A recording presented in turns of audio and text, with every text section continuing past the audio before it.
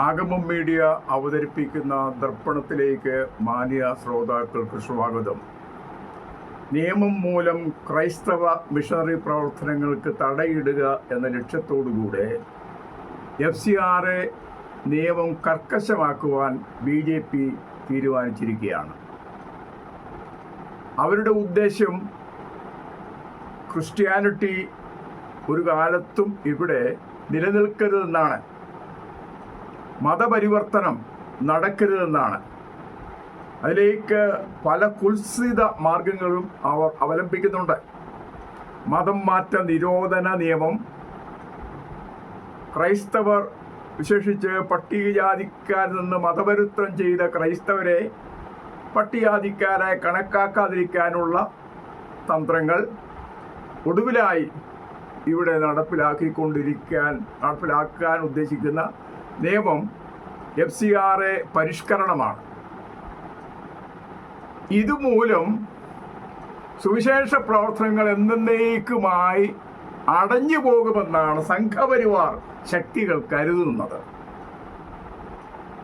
ക്രൈസ്തവ ചരിത്രത്തെക്കുറിച്ചുള്ള അജ്ഞതയാണ് അവർ ഇതുപോലെയുള്ള നിയമങ്ങളിലൂടെ സുവിശേഷ പ്രവർത്തനങ്ങൾക്ക് തടയിടാൻ കഴിയും എന്ന ചിന്താഗതി നടപ്പിലാക്കാൻ നോക്കുന്നത്. ക്രൈസ്തവ ചരിത്രം തന്നെ ഒന്ന് നിഷ്പക്ഷമായി വിലയിരുത്തിയാൽ അറിയാം, 1 മുതൽ 4 വരെയുള്ള നൂറ്റാണ്ടുകളിലാണ് ഏറ്റവും കൂടുതൽ ക്രൈസ്തവർ രക്തസാക്ഷികളായി തീർന്നത്, പീഡിപ്പിക്കപ്പെട്ടത്. പക്ഷേ അന്നായിരുന്നു ഏറ്റവും സംശുദ്ധമായ ക്രിസ്ത്യാനിറ്റി ഉണ്ടായിരുന്നത്. അതിൻ്റെ അർത്ഥം പീഡിപ്പിക്കുന്തോറും ക്രൈസ്തവർ വളരുകയായിരുന്നു എന്ന യാഥാർത്ഥ്യമാണ്. എന്നാൽ 4-ാം നൂറ്റാണ്ടിന് ശേഷം കോൺസ്റ്റന്റൈൻ ചക്രവർത്തി ക്രിസ്ത്യാനിയായി തീർന്നതോടെ റോമൻ സാമ്രാജ്യത്തിൻ്റെ ഔദ്യോഗിക മതമായി ക്രിസ്തുമതം രൂപാന്തരം പ്രാപിച്ചു. അതിനുശേഷമാണ് ക്രിസ്ത്യാനിറ്റിയുടെ അധപ്പതനം ഉണ്ടാകുന്നത്. അത് ഏറെക്കുറെ 16-ാം നൂറ്റാണ്ട് വരെ അഭംഗുരം നിലനിന്നു. അത് ക്രൈസ്തവ സഭാചരിത്രത്തിലെ ഇരുണ്ട കാലഘട്ടമാണ്. 16-ാം നൂറ്റാണ്ടിൽ മാർട്ടിൻ ലൂതർ, കാൽവിൻ, ഷ്വിംഗ്ലി തുടങ്ങിയ പരിഷ്കരണവാദികൾ വലിയൊരു മാറ്റം ക്രൈസ്തവ മണ്ഡലങ്ങളിൽ ഉണ്ടാക്കി എന്നത് ശരിയാണ്. പിന്നീട് 18-ാം നൂറ്റാണ്ടിലെ കൂടുതലും ഇവാഞ്ചലിക്കൽ പ്രസ്ഥാനങ്ങൾ ശക്തി പ്രാപിക്കുകയായിരുന്നു. അതിനെ ഏറ്റവും അധികം എതിർത്തത് കത്തോലിക്കരും അതുപോലെ അന്നുണ്ടായിരുന്ന വിവിധ മതസ്ഥരുമാണ്.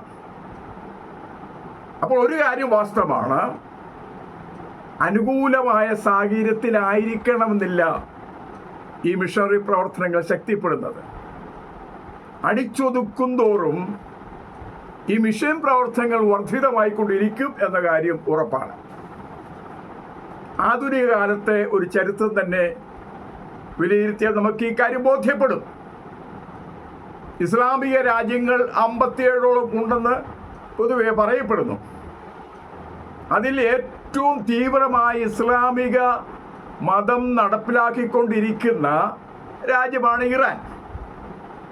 ഇപ്പോഴത്തെ കണ്ടെത്തലുകളുടെ അടിസ്ഥാനത്തിൽ 5 മില്യൺ അഥവാ 50 ലക്ഷത്തോളം ക്രൈസ്തവർ അവിടെയുണ്ട്. മതം മാറിയാൽ 7 വർഷം വരെ ജയിലിൽ കിടക്കേണ്ട നിയമം അവിടെയുണ്ട്. പലരെയും കൊല്ലുന്നുമുണ്ട്. പക്ഷേ പീഡിപ്പിക്കും തോറും ക്രൈസ്തവ സഭ ഇറാനിൽ വളർന്നുകൊണ്ടിരിക്കുകയാണ്. മറ്റൊരു രാജ്യമാണ് ചൈന. അവിടെ ക്രൈസ്തവർ പൊതു ആരാധനയിൽ പൊതുവെ പങ്കെടുക്കുവാനായിട്ട് അനുവാദം ലഭിച്ചിട്ടുള്ളവരല്ല. പക്ഷേ 13% കൂടുതൽ ഹോം ചർച്ചസിൻ്റെ അടിസ്ഥാനത്തിൽ അവിടെ ക്രൈസ്തവ സഭകൾ, ക്രൈസ്തവ വിശ്വാസികൾ ഉണ്ടെന്ന യാഥാർത്ഥ്യം നിങ്ങൾ മനസ്സിലാക്കണം. ഇന്ത്യയുടെ സ്ഥിതി അത് തന്നെ. ഔദ്യോഗികമായിട്ട് 2.5% ക്രൈസ്തവരായ ഇന്ത്യയിൽ നിങ്ങൾ നിഷ്പക്ഷമായി വിലയിരുത്തിയോ 15%-ലധികം ക്രൈസ്തവർ ഇന്ത്യയിലുണ്ട്. അതിൻ്റെ അർത്ഥം ക്രൈസ്തവരെല്ലാം കൂടി ഒരു രാജ്യം സ്ഥാപിക്കുമെന്നല്ല. അങ്ങനെ ഒരു രാജ്യം ഒരു കാലത്ത് ഒരു ക്രൈസ്തവൻ ആഗ്രഹിക്കുന്നുമില്ല. വിപ്ലവം പൊട്ടിപ്പുറപ്പെടണമെന്നും ആഗ്രഹിക്കുന്നില്ല. എന്നാൽ ജനാധിപത്യ മാർഗങ്ങളിലൂടെ, സമാധാന സംരംഭങ്ങളിലൂടെ നിലവിലിരിക്കുന്ന വ്യവസ്ഥിതിക്ക് മാറ്റം കൊണ്ടുവരാൻ കഴിയുന്ന ഒരു സംവിധാനം ക്രൈസ്തവർക്കുണ്ട് എന്ന് നിങ്ങൾ തിരിച്ചറിയുക നന്നായിരിക്കും. ഇവിടുത്തെ മറ്റൊരു പ്രബലമായ ന്യൂനപക്ഷമാണല്ലോ മുസ്ലിങ്ങൾ. അവരെല്ലാം കൂടുമ്പോൾ 15% വരും. ഈ ന്യൂനപക്ഷങ്ങൾ തന്നെ 40% വാസ്തവത്തിൽ ഹിന്ദുക്കൾ എന്ന് പറയുന്നത് 15% മാത്രമേ ഇന്ത്യയിലുള്ളത്. സവർണ ഹിന്ദുക്കൾ 85% ആളുകളും പിന്നോക്കക്കാരാണ്. നിങ്ങൾക്കറിയാമോ? അവരെ എക്കാലവും നിങ്ങളുടെ അടിമത്തത്തിന് അധിഷ്ഠിതമായ വ്യവസ്ഥിതിയെ അംഗീകരിച്ചു കൊണ്ടുപോകും ചിന്തിക്കുമെങ്കിൽ നിങ്ങൾ മൂഢലോകത്തിലാണ്, മൂഢസ്വർഗത്തിലാണ്. അത് നടക്കാൻ പോകുന്നില്ല. ഇവിടെ യഥാർത്ഥ മണ്ണിന്റെ അവകാശികൾ സവർണ ഹിന്ദുക്കളല്ല, ഞങ്ങളാണ്. മഹാഭൂരിപക്ഷം വരുന്ന അധസ്ഥിത ജനത. അപ്പോൾ ഒരു കാര്യം വാസ്തവമാണ്, ഇവിടെ വലിയൊരു മാറ്റം ഇവിടെ സംഭവിക്കാൻ പോവുകയാണ്. അതിന് നിങ്ങളെ കൊണ്ട് ഒരു ചുക്കും നടക്കാൻ പോകുന്നില്ല. ഇവിടെ ചില PC ജോർജിമാർ അല്ലെ ആ പ്രവൃത്തികളുണ്ട്. അവര് പറയുന്നത് BJP ഉള്ളത് കൊണ്ടാണ് ക്രൈസ്തവർ സമാധാനത്തോടെ ജീവിക്കുന്നതെന്ന്.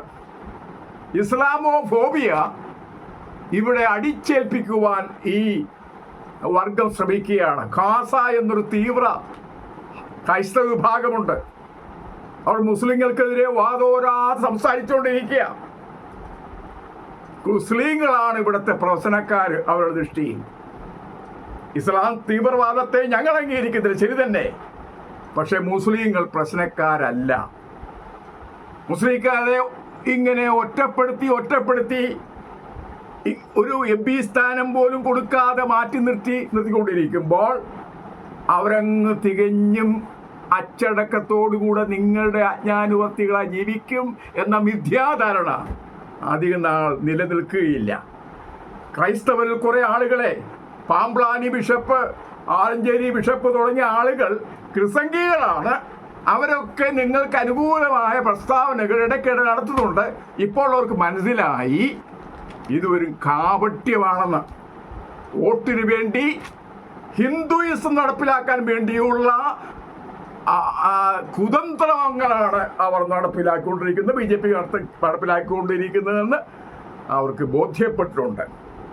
പക്ഷെ ഇത്തരത്തിലുള്ള ഓലപ്പാമ്പ് കാണിച്ച് സുവിശേഷ പ്രവർത്തനങ്ങൾക്ക് തടവിടാം എന്ന് കരുതുന്ന ഈ സംഘപരിവാർ ശക്തികൾ, വിശേഷവിധിയായി BJPയോ അല്ലെ RSSO ചിന്തിക്കുന്നുണ്ടെങ്കിൽ നിങ്ങളുടെ നടപടികൾ, ഈ സംരംഭങ്ങൾ ഇവിടെ വിലപ്പോവുകയില്ല. കാരണം ഇതിൻ്റെ പിന്നിൽ പ്രവർത്തിക്കുന്നത് ഞങ്ങളല്ല, ഞങ്ങളെ അയച്ച കർത്താവാണ്. ലോകത്തിലെല്ലായിടത്തും സുവിശേഷം പ്രഘോഷിക്കുവാൻ ആവശ്യപ്പെട്ട കർത്താവ്, ദൈവാത്മാവിന്റെ ശക്തി ഞങ്ങൾ വ്യാപരിക്കുന്നുണ്ട്. ആ പ്രവർത്തനങ്ങളെ ലോകത്തിലെ സകല ശക്തികളും കൂടി എതിർത്താലും, സാത്താൻ എത്ര ശക്തനായിരുന്നാലും, നരകത്തിന്റെ ശക്തി എത്ര ഭീമത്സമായിരുന്നാലും ഒരു അണുവിട പോലും മാറ്റിക്കൊണ്ടുപോകുവാൻ, ആ പ്രവർത്തനങ്ങൾക്ക് തടയിടുവാൻ കഴിയുകയില്ലെന്ന യാഥാർത്ഥ്യം ഞങ്ങൾ അസന്നിഗ്ധമായി പ്രഖ്യാപിക്കുകയാണ്. ആഗമം മീഡിയ വഴി ഇതുപോലെയുള്ള ബോധവൽക്കരണ പ്രക്രിയകൾ, പ്രവർത്തനങ്ങൾ, ആലോചനകൾ ഞങ്ങൾ പങ്കിടുന്നതാണ്. മാന്യ ശ്രോതാക്കൾ വേണ്ട പ്രോത്സാഹനം നൽകുക, സബ്സ്ക്രൈബ് ചെയ്യുക, ലൈക്ക് ചെയ്യുക. ദൈവാനുഗ്രഹം നിങ്ങളോടുകൂടെ ഇരിക്കുമാറാകട്ടെ.